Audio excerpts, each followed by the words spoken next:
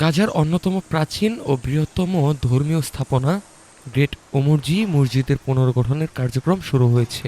যুদ্ধের সময় ব্যাপক ক্ষতির মুখে পড়া এই ঐতিহাসিক স্থাপনার বড় অংশ ধসে পড়ায় জরুরি ভিত্তিতে পুনরায় কাজ শুরু করেছে সংশ্লিষ্ট কর্তৃপক্ষ। মঙ্গলবারের পরিদর্শন শেষে জানানো হয়, মসজিদের দেয়াল ও ছাদের বেশ কয়েকটি অংশ ভেঙে পড়েছে এবং চারদিকে কিছু ধ্বংসস্তূপ ছড়িয়ে রয়েছে।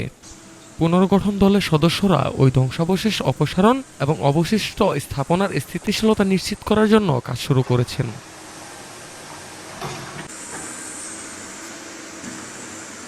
একজন বিভাগীয় পরিচালক হামুদা আল দাহতার জানান, Rumah kami tersapu banjir bandang atau Golodo itu jam 9 malam. মসজিদের কাঠামোর ৮০% বেশি ক্ষতিগ্রস্ত হয়েছে।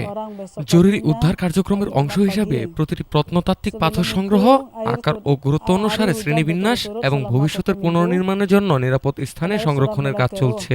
স্থানীয় বাসিন্দারা মসজিদটির ধর্মীয় ও ঐতিহাসিক গুরুত্ব তুলে ধরে পুনর্নির্মাণের আহ্বান জানিয়েছেন। একজন স্থানীয় বাসিন্দা বলেন, এই মসজিদকে আগের রূপে ফিরে পেতে আমি আশায় থাকি। এর চিত্র এখন আমার মনে ভেসে ওঠে। শান্ত মনে ইবাদতের জন্য আবারও মসজিদে প্রবেশ করার দিনটির অপেক্ষায় আছি। আমি এর পুনর্জাগরণের প্রত্যাশায় আছি। ইনশাল্লাহ এটা হবে।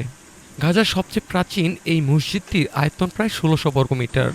যুদ্ধের সময় ইসরায়েলের হামলায় মসজিদটি ধ্বংস হয়েছে বলে হামাস অভিযোগ করেন। তবে সংবাদ প্রকাশের সময় পর্যন্ত এ বিষয়ে ইসরায়েল কোনো আনুষ্ঠানিক প্রতিক্রিয়া জানায়নি। এদিকে ইসরায়েল ও হামাসের মধ্যে ট্রাম্প প্ল্যান এর ২০ দফা ভিত্তিতে গৃহীত চুক্তিটি ১০ অক্টোবর থেকে কার্যকর হয়েছে। এতে তাৎক্ষণিক যুদ্ধবিরতি, জীবিত ও মৃত সকল জিম্মিদের মুক্তি এবং মানবিক সহায়তার পরিসর বাড়ানোর মতো মূল বিষয়গুলো অন্তর্ভুক্ত রয়েছে। News desk, Dhaka today.